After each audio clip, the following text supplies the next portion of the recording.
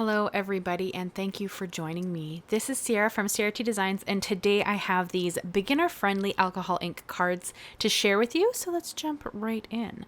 So I actually had some strips of Yupo left. If you guys have been following my alcohol ink videos for a while, you know that I was using big sheets that I had left over from a class, and these were just little strips that I had left, and they were 5 by 1 3/4 inches, and then I'm going to cut a little white mat for them, a white glitter mat, and I cut it 1/8 of an inch bigger, top and bottom. So just a small border. You could of course do a 1/4 inch if that's what you prefer. I like a thin border, so that's kind of what I aim for. And here you can see how thin that border is. It's literally just about 1/8 of an inch all the way around. So this is for my people who are new to alcohol inks. Every time I do an alcohol ink video, I get a lot of questions or a lot of comments that say people, they love alcohol inks, but they're very intimidated. And so I wanted to create a pretty beginner friendly alcohol ink video. So I'm going to use one color per strip. And now I'm using blending solution. You could use ISO instead if you wanted to, as long as you're not using pearls or metallics, because of course you need blending solution for those. I could have used ISO for this instead of blending solution, but I grab blending solution. It's my kind of go-to. There's no right or wrong here though. And I'm going to use one color per sheet, and you're going to start light. So you can see that I start with a little bit of blending solution on the Yupo to get movement. And then I add 1 drop or 2 drops, and then I move them around until I'm happy. There's no right or wrong here. I love the wispy look. So I always start light-handed with alcohol inks and kind of build from there. You can always add another drop or a little more blending solution if you need to, but it's more difficult if you've gotten heavy-handed to like take it back a little bit. You could wipe the panel and start over if you didn't like it, but I prefer to just build slowly. And alcohol inks I find are so quick to work with. I think that it took me all of maybe 15 minutes to do these 5 panels. No, I don't even think it was that. And that's being generous in my time. It doesn't take that long. They're quite, but you also, I guess one of the things is knowing when to stop, but that's going to be so personal, and it's going to depend on the color. This is a very vibrant color, this orange that I'm working with here. Oh, and the names of the colors, Cosmopolitan, Juniper, Sunset Orange, Bayou, and Cool Peri are the names of the alcohol inks. Everything I use is always linked and listed down below though, so you can always go check that out if you're interested. But depending on the color, the vibrancy is going to change. So you're going to see here, the orange is so vibrant that I stopped sooner than I did when I was using Juniper, which was the green, because it's such a light color comparatively. You're going to see when I work with Cool Peri, which is one of my favorite colors, that sometimes you need to build for a while before you're happy with it, but do it 1 drop at a time. But each panel only got 1 color. So this is why I'm thinking it's pretty beginner friendly, because this gives you time to just play. Take little pieces of Yupo. Like I said, these are 5 by 1 3/4 inches. And I just brought in 1 color and I kind of just played with it until I was happy with how it looked. Now this is Cool Peri. It's one of my favorite purples because it has just this beautiful, when you blow it out here, you're going to see I started with 3 drops because this is a very light color. And as you work with it, you're going to get blue and pink tones. And I love that out of this color. It is a more subtle color, which is funny because I tend towards the more vibrance, but I like how this wisps out into such different colors, and it's so pretty. So this is kind of the thing. You kind of just sit down and have a little play, start with 1 or 2 or 3 drops and go from there and build as it moves. And just have fun, because I don't think that there's any wrong way to work with alcohol inks. I just think that when you start blending colors, if you're struggling with your color theory a little bit, you can create mud. So this is a great way to create really beautiful panels without worrying about color theory or whether your colors are going to look good together or anything like that, because they're all individual and none of them touched. So I didn't have to worry about mud or brown or anything like that because it wasn't possible on top of my Yupo. Now, I love texture. If you have been with my channel, you know how much I love it. I add it to everything. So this is no exception. I brought in some ISO that I keep in that blue bottle, and I splattered it on with a splatter brush. And then I'm also going to bring in some white and black acrylic paint, water it down a little bit, and add drops across my panel. You don't have to do this. If texture is not your thing and you liked your alcohol panels, leave them.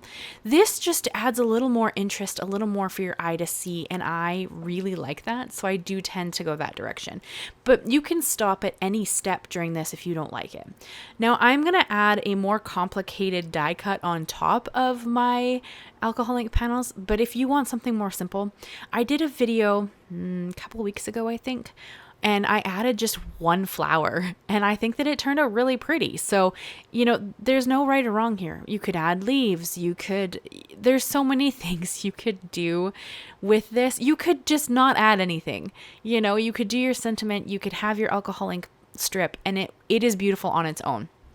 But as a general rule, I tend to be a more is more style crafter. So I tend to want to add all the things. And if you guys know me, I love butterflies. So I brought in the Tim Holtz Brushstroke butterfly dies. There's 3 of them in this, and then it gives you some fun layering. And I cut the base of the butterfly out of vellum. I'm not going to show you all the die cutting. I'm showing it here so you can see that I did use my chrome base plate for these because they are a fairly detailed butterfly. And honestly, that one, I actually cut off the vellum accidentally. Not a big deal. I'm going to have that one hang off of the card and cut them all to match it. And then it worked out perfectly. So it wasn't really a concern.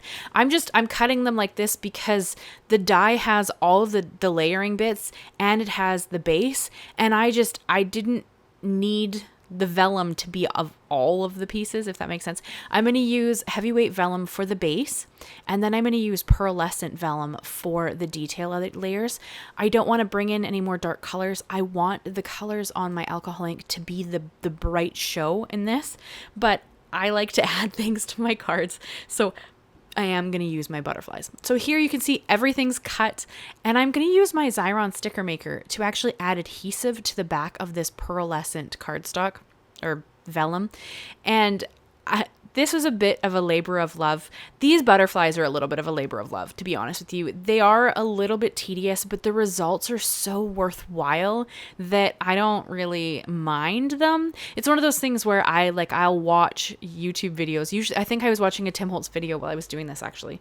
The ones he did just on sprays recently, and then I went into the embossing folders because it does take a while. But this just adds a little bit of adhesive on the back of these pearlescent pieces so that I don't have to fiddle with glue, and I don't have to have thought about adding, double-sided tape or something on beforehand because I forgot. I pretty much never remember to use double-sided tape. You could, but I don't because I find that it tints the vellum, and I don't want my vellum to have any other coloring. I want it to kind of, just be the color that it's supposed to be. And I find if I use liquid glue or double-sided tape, I don't really like the look. Whereas this Xyron sticker maker, it adds just a thin layer of adhesive to the back, and that kind of works for me. So you can see that I added all of the strips for all 5 butterflies. There are 5 because I have 5 cards. I'm going to add one of each butterfly onto the design once we kind of get to building it. And then this is here, I just use my reverse tweezers. I find them way easier for delicate stuff like this. And I'm just pulling off the pieces that need to go on the butterfly for its layered effect to kind of add that fun shimmer and shine to my butterflies. And I'll hold it up here so you can actually see it a little bit better once it's done. You'll see it on the cards, of course, but I had a struggle. My kittens, I don't know if you guys saw the video recently where I showed you my kittens who like to sleep on the desk while I create, or they walk across it many times. I had so much cat hair on these pieces that I got to pick off after. It's one of those things. Do you lock them out of the room and have them scream at you because they want to come back in? Or do you just let them be in and deal with the hair? I just deal with the hair. It is what it is. I'm okay with it. But it was kind of funny. And then I'm going to take my sentiment. So I chose to make these birthday cards. You could make them anything. I think they lean themselves towards being pretty versatile that way.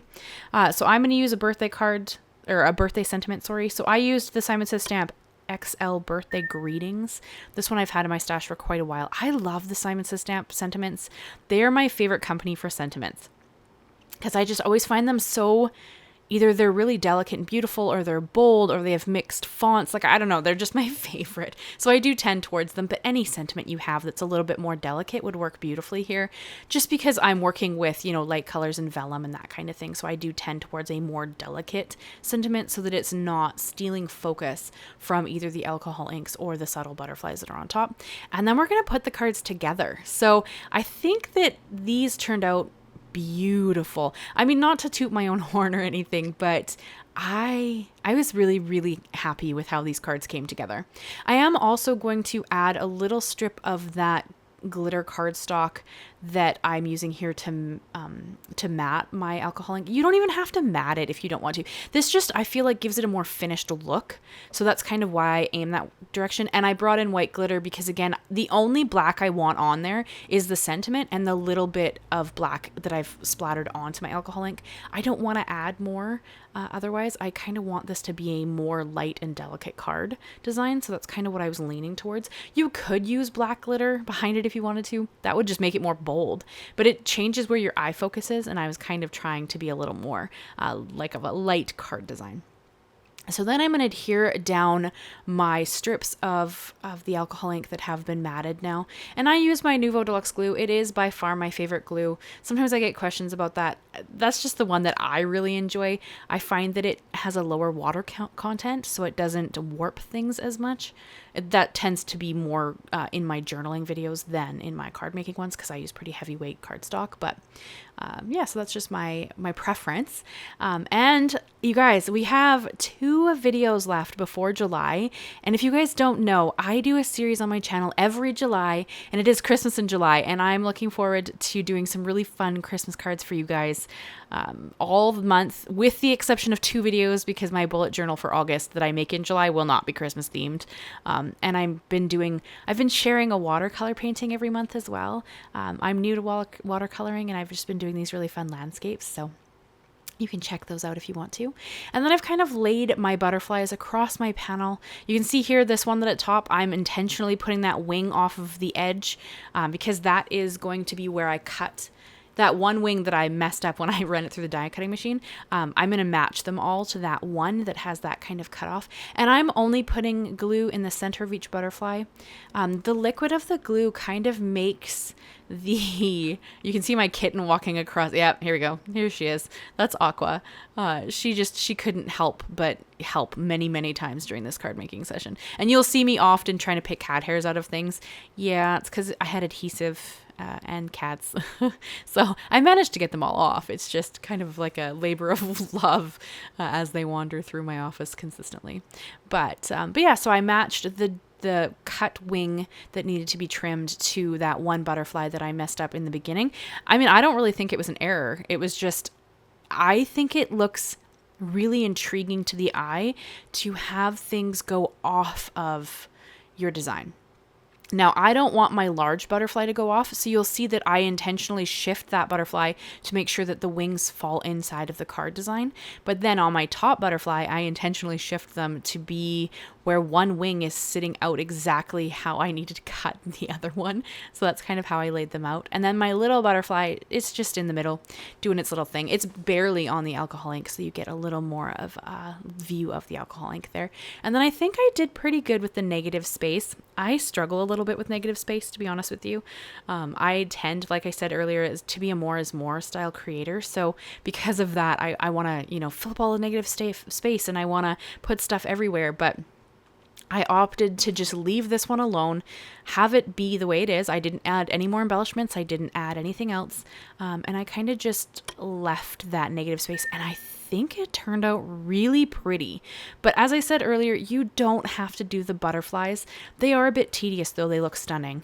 So if you just want to add like one flower beside the alcohol ink panel, like I did a few weeks ago, nothing wrong with that. That's great too. And if you like alcohol ink videos, I have a whole playlist that you can check out of alcohol ink cards that I've made throughout the years that I've been on YouTube. So go give those a watch if that's of interest to you. I love alcohol inks. You guys will know this if you've been with me for any length of time. I think that they are stunning. I love the wispy look of them. They just make me happy. They're just so fun and beautiful, and they just turn out however they turn out, and they're always stunning. So that is the card video I have for you guys today. I hope you enjoyed it. I hope you'll, tell me your thoughts. Leave me a like, leave me a comment, and please consider subscribing if you haven't already. I do new videos every Monday and Thursday, and like I said, all of July will be Christmas themed, with the exception of those 2 videos I mentioned earlier. And so that's really fun. And my goal is to hit 20,000 subscribers by the end of the year. I don't know if that's too ambitious or not, but if you enjoy my content, please consider subscribing. It does help the channel, and you will be helping me, reach my dreams. So thank you guys so much. Have a great day, and I will see you again very soon for my next video. Bye-bye for now.